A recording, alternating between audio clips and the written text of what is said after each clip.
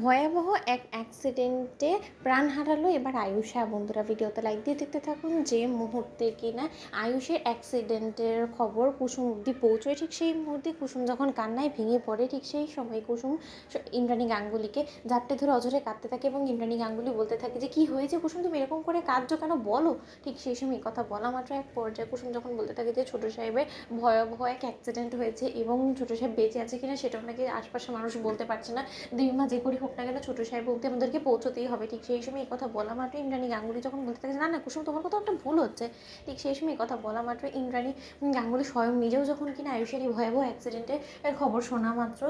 এক পর্যায়ে কান্নায় ভেঙে পড়ে এবং নিশ্চিত হয়। ঠিক তার পর মুহূর্তে ইন্দ্রাণী গাঙ্গুলি যখন বলতে থাকে যে ঈশান আমাদেরকে এক্ষুনি যেতে হবে যেখানে আয়ুষের অ্যাক্সিডেন্ট হয়েছে। ঠিক সেই সময় শঙ্কর যখন বলতে থাকে যে কী রে কুসুম, তুই এখানে দাঁড়িয়ে থাকবি, তুই আয়ুষ বাবার স্ত্রী, তুই আয়ুষ বাবার রক্ষা কবচ, অথচ তুই সেখানে যাবি না, সেটা কী করে হয় বলতো। আমার দীর্ঘ বিশ্বাস যে আয়ুষ বাবাকে যদি কেউ প্রাণে বাঁচাতে পারে তাহলে সেটা একমাত্র তুই। ঠিক সেই সময় কুসুম বলতে থাকে যে কী করে এবার বাঁচাবো বলো তো বাবা, তার কারণ সব থেকে বেশি অপয়া অলক্ষণী আয়ুষ বাবা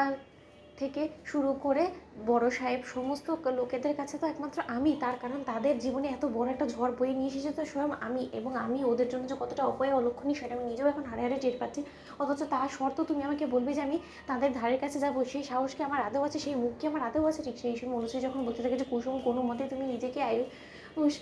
ভাইদার এই অবস্থার জন্য দায়ী করবে না, তার কারণ এর মধ্যে তোমার কোথাও কোনো রকম কোনো দোষ ছিল না এবং ভবিষ্যতেও হবে না, সেটা আমার দীর্ঘ বিশ্বাস। চলো এখন সময় লস করলে চলবে না। ঠিক সেই সময় কথা বলা মাত্র সেই ঘটনাস্থলে পৌঁছানো মাত্রই সেখানে যখন তন্ন তন্ন করে খোঁজা শর্ত কোথাও আয়ুষকে খুঁজে না পাওয়া মাত্র ইন্দ্রাণী গাঙ্গুলি বলতে থাকে যে কী ব্যাপার, এখানেই তো ঘটনাটা ঘটেছিল, এই সাইড ভিজিটেই তো আয়ুষ এসেছিল, অথচ এখানে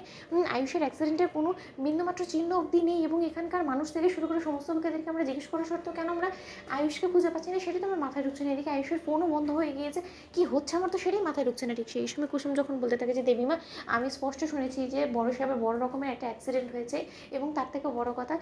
ছোটো সাহেব এই মুহূর্তে কোথায় আছে সেটা আমাদেরকে যে করে হোক না কেন খুঁজে বার করতেই হবে। ঠিক সেই সময় কথা বলা মাত্র ইন্দ্রাণী গাঙ্গুলি যখন ইন্সপেক্টরের সহযোগিতা নেয়, ঠিক সেই সময় ইন্সপেক্টর বলতে থাকে যে ম্যাডাম আমরা গোটা আশপাশের লোকেদের কাছ থেকে সমস্ত কিছু ইনফরমেশন কালেক্ট করে ফেলেছি, অথচ কেউ বলতে পারবে না যে এখানে অ্যাক্সিডেন্ট হয়েছে এবং তার থেকে বড় কথা সেই অ্যাক্সিডেন্টে যে শিকার হয়েছে সে কোথায়। ঠিক সেই সময় কথা বলা মাত্র